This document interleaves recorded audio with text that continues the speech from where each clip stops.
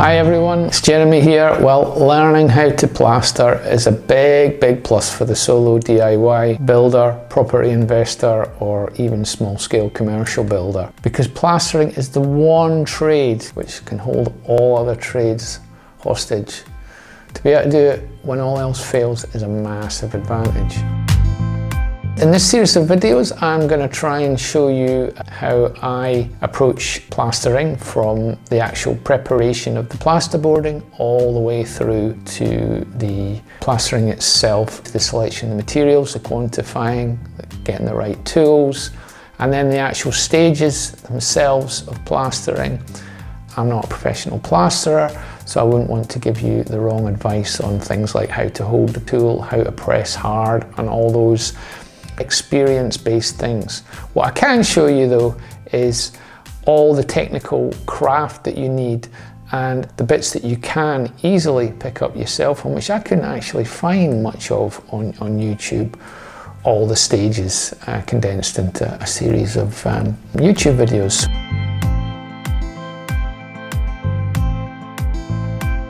First thing you want to do before you start with any plastering is get your plasterboarding right. And before you even start your plasterboarding, you need to go around all your timber framing, all the areas of stud work, and make sure that all four edges of each sheet of plasterboard are supported.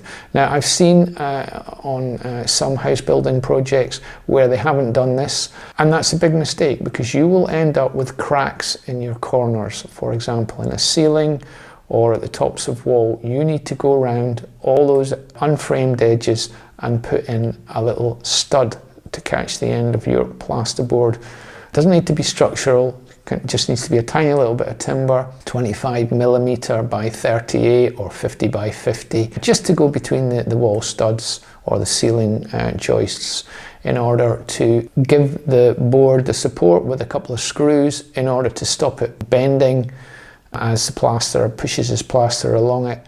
The other thing to think about is that you will need dwangs in the middle of longer sheets of plasterboard, so you don't have a 2.4 meter gap, if you like, of plasterboard unsupported. You would want the maximum length of plasterboard unsupported to be 1.2 meters, and the maximum width of the plasterboard 600 millimeters. And I hope this sketch is a little bit easier to sort of understand how that one works, and so you can avoid all that horrible cracking that you get.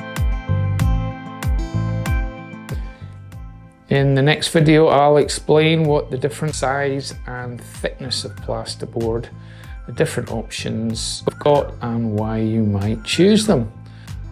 And let me know any questions in the comments below.